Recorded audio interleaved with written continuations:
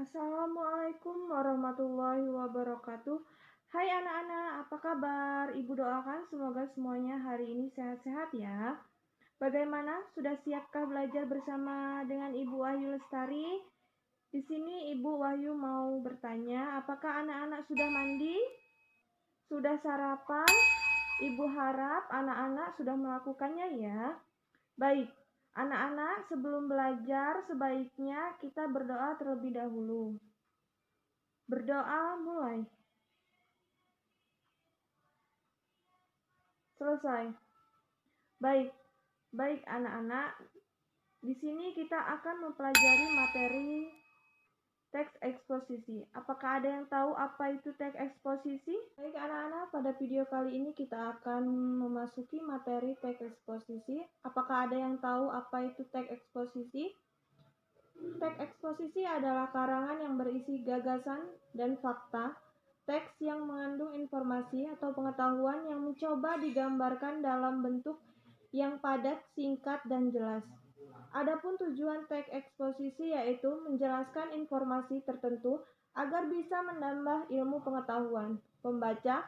Dengan membaca teks eksposisi kita akan mendapatkan pengetahuan secara rinci dari suatu masalah atau kejadian. Dan di sini ada struktur teks eksposisi yang terdiri dari 3 poin.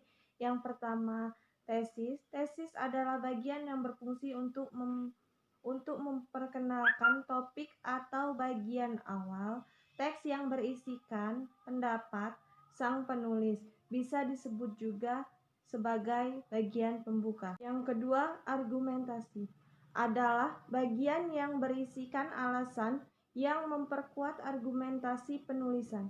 Bagian ini pada umumnya lebih dari satu paragraf, sebab selain data dan fakta, juga jenis teks eksposisi memberikan penyajian contoh beserta alasan.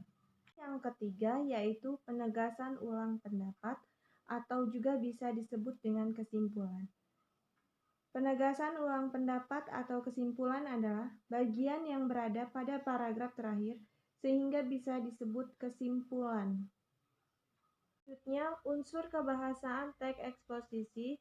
Yang pertama, pronomina atau kata ganti adalah jenis kata yang menggantikan nomina atau prasa nomina. Pronomina persona atau kata ganti orang yaitu persona tunggal. Contohnya seperti dia, ia, Anda, kamu, aku, saudara. Pronomina non persona atau kata ganti bukan orang yaitu pronomina petunjuk. Contohnya seperti ini, itu, sini, situ, sana. Kedua, nomina dan verba.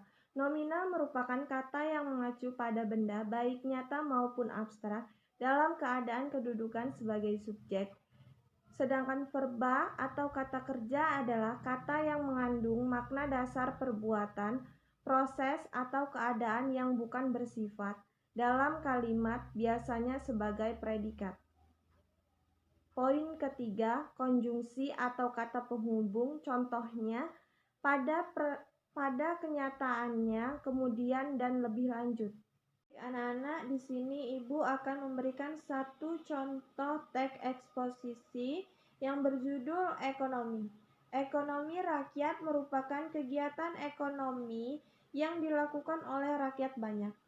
Dalam kegiatan pertanian, ekonomi rakyat ini dimaksudkan seperti kegiatan peternak, petani, atau nelayan kecil. Kegiatannya merupakan perkebunan dan peternakan yang besar.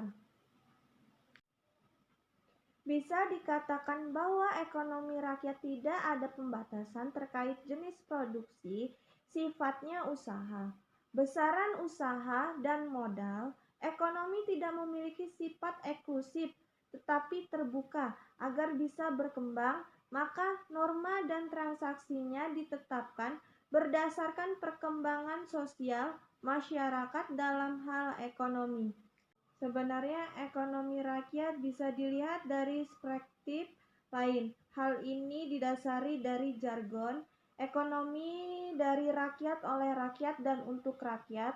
Kalau dalam ungkapan tersebut terhubung dengan sumber daya ekonomi yang diberi rakyat. Itu artinya semua proses dari produksi hingga konsumsi dilakukan dan ditetapkan oleh rakyat. Pelajaran pagi hari ini, semoga kalian dapat memahaminya dan mengerti.